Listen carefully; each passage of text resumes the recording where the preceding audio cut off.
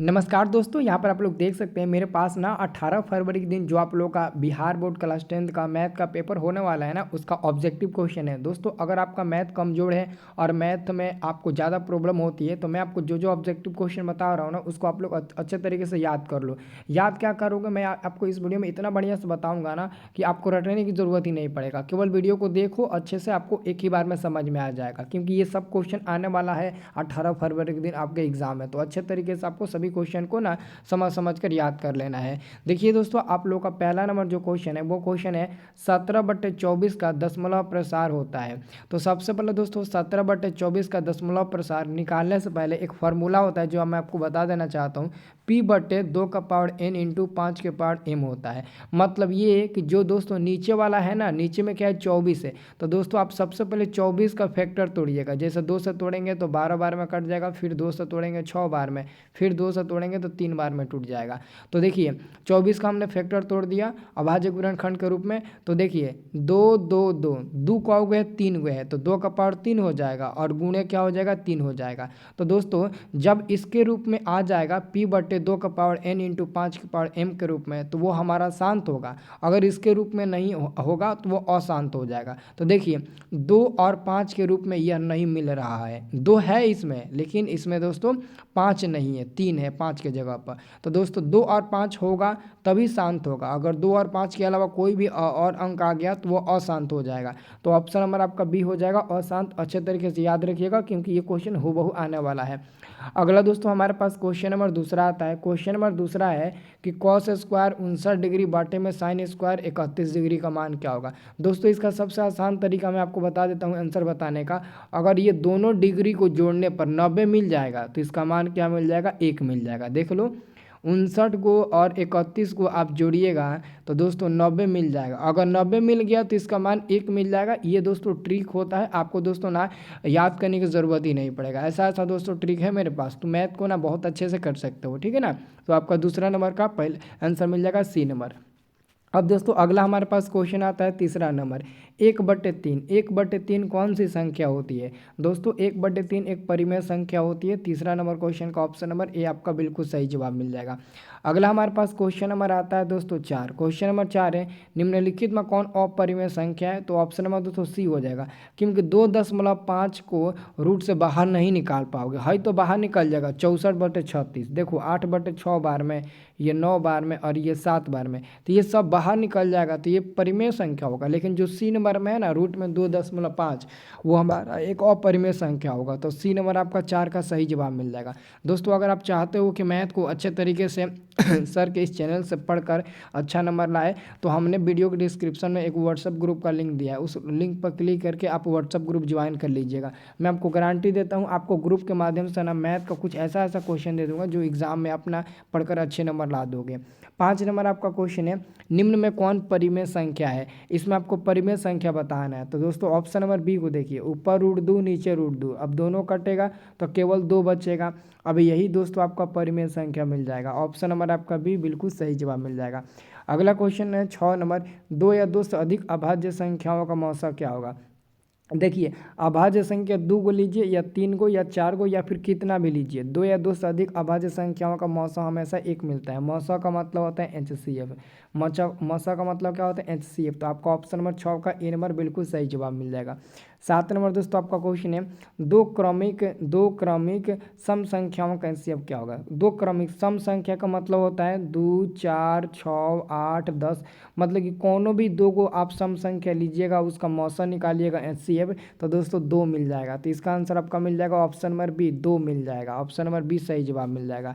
अगला हमारे पास question number आता है दोस्तों 8 नंबर यूक्लिड विभाजन एल्गोरिथम दो धनात्मक पूर्णांकों के निम्न में किसे परिकलित करने का तकनीक है। तो दोस्तों ऑप्शन नंबर आपका बी हो जाएगा मौसा। क्योंकि दोस्तों हम लोग यूक्लिड विभाजन एल्गोरिथम का प्रयोग मौसा निकालने के लिए ही करते हैं, अभी न कि लौसा निकालने के लिए करते हैं। नहीं, मौसा जब भी निकालते हैं, जब भी HCF का मान निकालते हैं, तो यूक्लिड विभाजन एल्गोरिथम का हम लोग दोस्तों प्रयोग मुख्य रूप से करते हैं। तो आपका 8 का आंसर मिल जाएगा, ऑप्शन नंबर बी मिल जाएगा। अगला हमारे पास क्वेश्चन दोस्तों आता है 9 नंबर। 9 नंबर हमारा प्रश्न है कि कौन सी संख्या अपरिमेय संख्या है, कौन सी संख्या है जो अपरिमेय संख्या है। तो बाबू देखिएगा ना, ये देखो 25 का वर्गमूल 5 निकल जाएगा, 49 का 9 और 9 का 3, लेकिन रूट 20 का कोई भी ना मतलब कि ये बाहर बाहर ही नहीं निकलेगा। अगर ये बाहर नहीं निकलेगा तो ये हमारा अपरिमेय संख्या ही रह जाएगा, रूट से बाहर नहीं निकलेगा। तो 9 नंबर का ऑप्शन नंबर 20 सही जवाब मिल जाएगा। दोस्तों आपका 10 नंबर क्वेश्चन है, निम्नलिखित में कौन अभाज्य संख्या है। तो अभाज्य संख्या हम उसे कहते हैं जो किसी भी अंक से नहीं कटे। तो 11 को आप कटाओ, 2 से 3 से कुछ से नहीं कटेगा 11। तो जो कुछ से नहीं कटता है या तो 1 से कटेगा या तो खुद के अंक से कटेगा, बाकी किसी से भी नहीं कटेगा, तो वही अभाज्य संख्या होता है। अब देखो 35 पाँचों से कटेगा, सातों से कटेगा, 21 तीनों से कटेगा और सातों से कटेगा, 10 दुइयों से कटेगा, पाँचों से कटेगा, लेकिन 11 तो कुछ से नहीं कटेगा, या तो खुद के अंक 11 से कटेगा या तो 1 से कटेगा। तो आपको दोस्तों इन दोनों को छोड़कर बाकी भी किसी अंक से नहीं कटना चाहिए। तो ये दोस्तों 109 नंबर नहीं है, बल्कि ये 9 नंबर क्वेश्चन है ना, इसको 9 नंबर समझना। ओके। और दोस्तों मैं एक और आपको बात बताना वाला हूँ कि अगर कोई ऐसे विद्यार्थी होंगे जिनकी तैयारी शुरू से अच्छे तरीके से नहीं हो पाई होगी और उनको डर लग रहा होगा कि मेरी तो तैयारी अच्छे से हो नहीं पाई है और ना ही इस समय हमें कुछ समझ में आ रहा है कि कौन ऑब्जेक्टिव याद करे ताकि अभी से भी कुछ अच्छा खासा नंबर ला दे बोर्ड एग्ज़ाम में, अभी से भी याद करे कुछ तो 350 60 70 80 नंबर आ जाए, तो दोस्तों आपको चिंता करने की ज़रूरत नहीं है। देखो अगर आप अभी से भी मेहनत करते हो ना तो आप सबका मैं रिजल्ट बनवा दूंगा, इतना हम आपको विश्वास दिलाते हैं। दोस्तों ना मेरे पास एक PDF नोट्स है, मेरे पास एक PDF नोट्स है, इस PDF नोट्स में इतना दम है ना कि तुम अगर अभी से भी अच्छे से इस PDF नोट्स का ऑब्जेक्टिव और सब्जेक्टिव जो दिया गया उसको याद कर लेते हो ना, तो आराम से दोस्तों अभी से 20 दिन के अंदर ही तुम 380 प्लस स्कोर कर सकते हो। देखो हकीकत वो बोल रहा हूँ, अब मैं फेंकने वाला नहीं हूँ कि 450 नंबर अभी से भी ला सकते हो, 500 ला सकते हो, पॉसिबल नहीं है, लेकिन ये पॉसिबल ज़रूर है, ये पॉसिबल ज़रूर है, क्योंकि आपको हिंदी पढ़ने तो आता होगा। अगर मैं आपसे कहूँ कि मैं आपको हर विषय का 400 300 इंपॉर्टेंट ऑब्जेक्टिव क्वेश्चन दूँ और आपको याद कर लेना है, वही बोर्ड एग्जाम में आएगा, तो आप बहुत अच्छे से याद नहीं कर लेंगे, बिल्कुल कर लेंगे क्योंकि आपको हिंदी पढ़ने आता है। तो दोस्तों मेरे पास ना सारे विषयों का ना इंपॉर्टेंट ऑब्जेक्टिव और सब्जेक्टिव क्वेश्चन है, गेस है, जो दोस्तों पूरे किताब मैं ना 5 गो अलग अलग प्रकाशन का किताब से वो क्वेश्चन गेस किया हूँ। क्वेश्चन बैंक हो, मॉडल सेट हो, मॉडल पेपर, हर चीज़ से दोस्तों वो क्वेश्चन गेस किया हूँ और वो दे रहा हूँ, और वहाँ से दोस्तों एकदम 100 में 100% आपके बोर्ड एग्जाम में क्वेश्चन फंसेगा, ये गारंटी मैं दूंगा। क्योंकि दोस्तों ये पहली बार आपको नहीं दे रहा हूँ, मैं पिछले 3-4 सालों से लगातार देते आ रहा हूँ, और जो क्वेश्चन देता हूँ ना सब उसी में से बोर्ड एग्जाम में पूछ देता है। तो ये उन विद्यार्थियों के लिए आसान हो जाता है जिन लोगों ने शुरू से अच्छे से नहीं पढ़ पाए हैं। तो बाबू अगर आपको चाहिए तो बाबू ये 199 रुपये का मिल रहा है, आप लोग ले सकते हो। देखो कैसे लेना है, बहुत आसान है।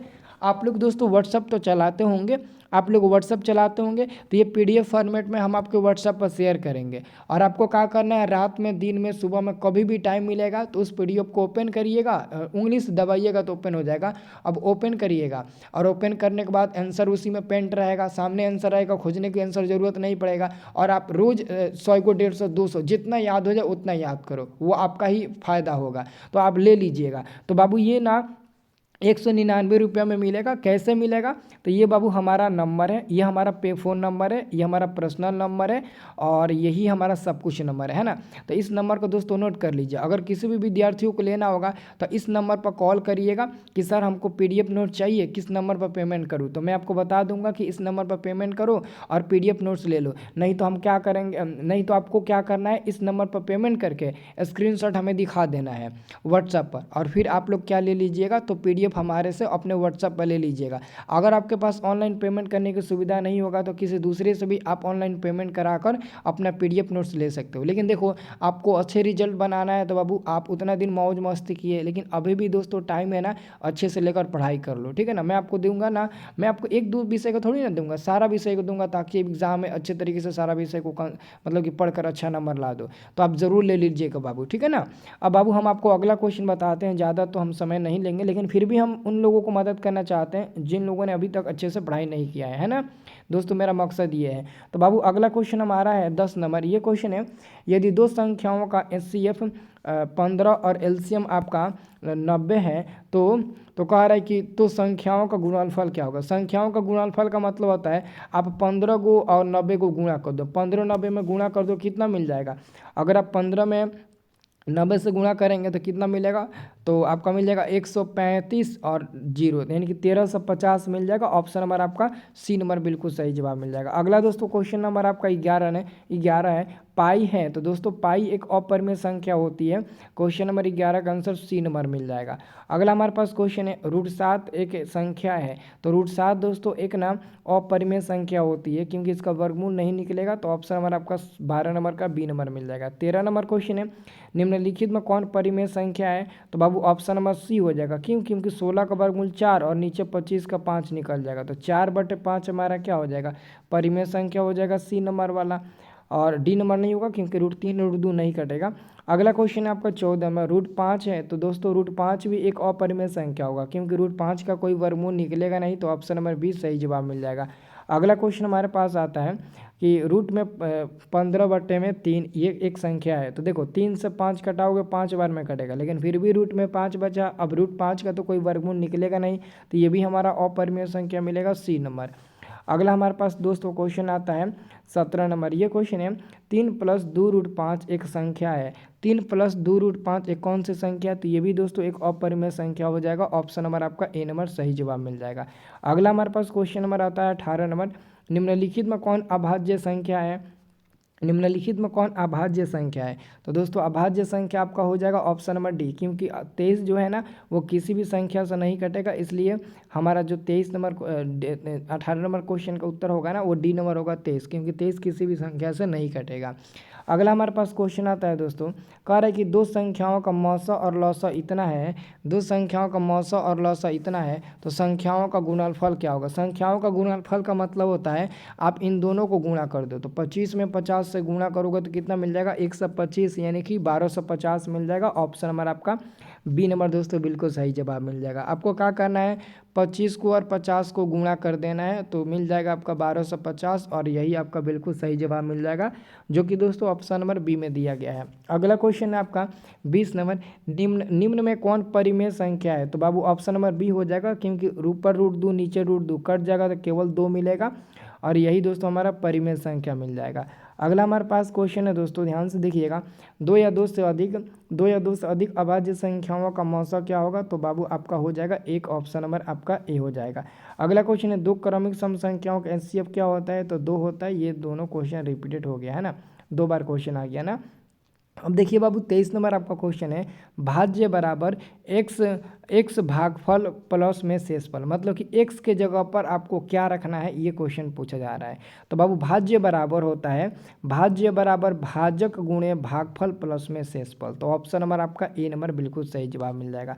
अगला क्वेश्चन √2 है, तो √2 एक अपरिमेय संख्या होती है। ऑप्शन नंबर बी बिल्कुल सही जवाब मिल जाएगा। अगला हमारे पास क्वेश्चन है कि परिमेय संख्या 2 का पावर 3 और बाटा में 2 का पावर 3 और बाटा में 2 का पावर 3 × 5 के पावर 2 का 10 तो देखिए दोस्तों आप ही बताइए कि ऊपर 2 का पावर 3 2 का पावर 3 एक बार में कट गया, तो ऊपर 1 बचा, नीचे कुछ नहीं बचा, केवल 5 के पावर 2 बचा। अब दोस्तों यहाँ पर हम चाहें तो 2 का पावर 0 लिख सकते हैं गुणा में, क्योंकि दोस्तों 2 का पावर 0 का मान होता है 1, किसी भी अंक के ऊपर 0 रहेगा तो उसका मान 1 हो जाता है। तो 2 का पावर 0 का मतलब 1, और 1 को 5 के पावर 2 में गुणा करोगे तो 5 के पावर 2 ये मिलेगा। अब दोस्तों ये हमारा p/2 का पावर n × 5 के पावर m के रूप में दिख रहा है। अगर इन दोनों नीचे वाला 2 और 5 के रूप में है तो समझो कि ये हमारा शांत हो जाएगा। तो ऑप्शन नंबर ए सही जवाब मिल जाएगा। अगला क्वेश्चन नंबर आपका 26 नंबर है, cx² प्लस में cx प्लस में c बराबर 0 का विविधकर होगा। दोस्तों विविधकर का मतलब होता है d बराबर b² माइनस में 4ac। तो बाबू b जो है ना, b का मान कितना है, तो b का मान बाबू यहाँ से आपका c मिलेगा।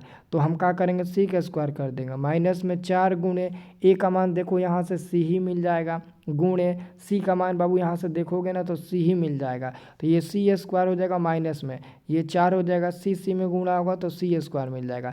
तो एगो c² में से 4 को c² घटेगा तो माइनस में 3 गो c² हो जाएगा। तो ऑप्शन नंबर आपका बी नंबर बिल्कुल सही जवाब मिल जाएगा।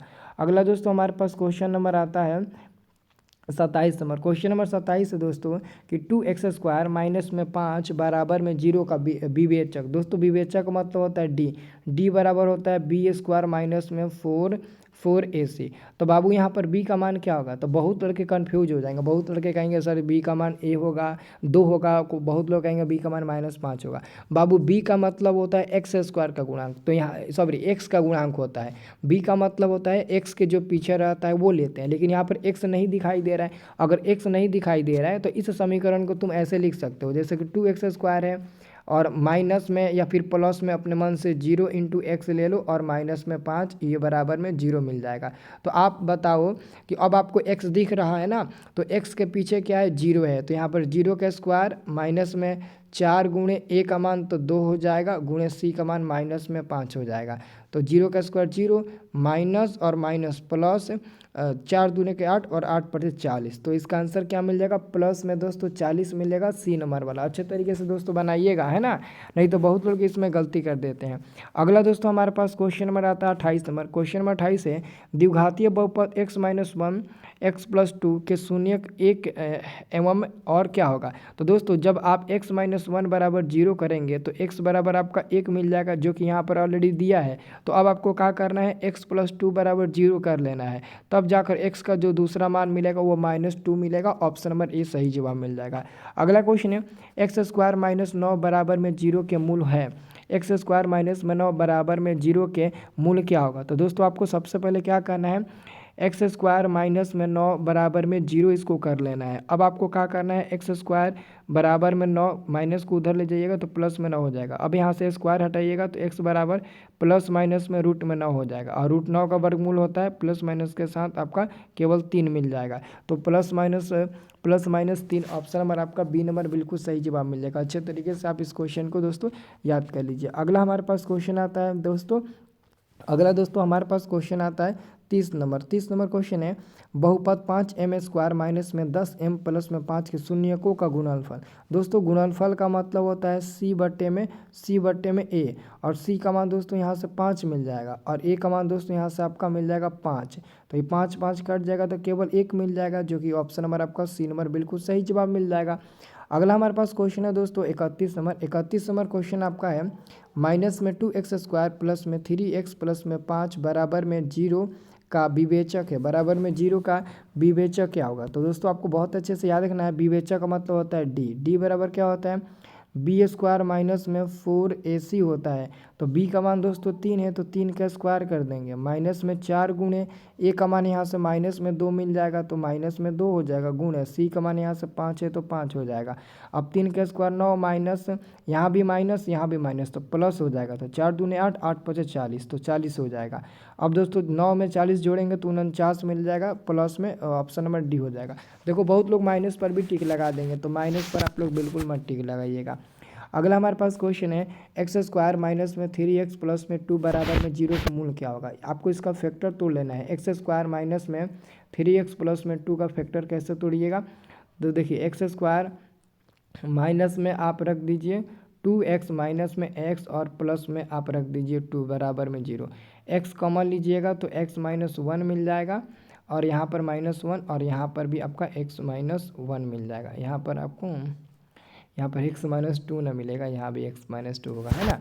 तो दोस्तों एक को मिल जाएगा x - 2 और एक को मिल जाएगा x - 1 और बराबर में 0 बराबर में 0। तो दोस्तों यहाँ से x का मान 2 मिलेगा और 1 मिलेगा, तो x का मान दोनों प्लस में मिला है, 1,2 प्लस में मिला है। ऑप्शन नंबर सी सही जवाब मिल जाएगा। अगला क्वेश्चन है, x² माइनस में 4 बराबर में 0 के मूल होगा। तो हम क्या करेंगे? x² 4 को बराबर के इधर लाएंगे तो प्लस में 4 हो जाएगा। जब x पर से स्क्वायर हटाएंगे तो प्लस माइनस के साथ ना रूट में 4 हो जाएगा, और इसका वर्गमूल निकलेगा प्लस माइनस में 2। तो ऑप्शन नंबर आपका ए नंबर सही जवाब मिल जाएगा। अगला दोस्तों क्वेश्चन नंबर आपका आता है, क्वेश्चन नंबर अगला आपका आता है 34 नंबर। ये क्वेश्चन है आपका दोस्तों 34 नंबर। प्रश्न पूछा गया है कि यदि ax² प्लस bx प्लस में c बराबर में 0 के मूल वास्तविक और भिन्न हो, तो देखो अगर मूल वास्तविक और भिन्न है तो मतलब कि जो d है ना वो ग्रेटर देन 0 होगा। तो ऑप्शन नंबर आपका बी नंबर बिल्कुल सही जवाब मिल जाएगा।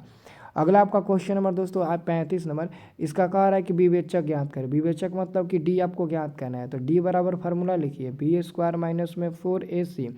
अब दोस्तों b का मान क्या है? b का मान 7 है, तो 7 का स्क्वायर कर दो, माइनस में 4 गुणे a का मान 5 गुणे c का मान माइनस में 9 हो जाएगा।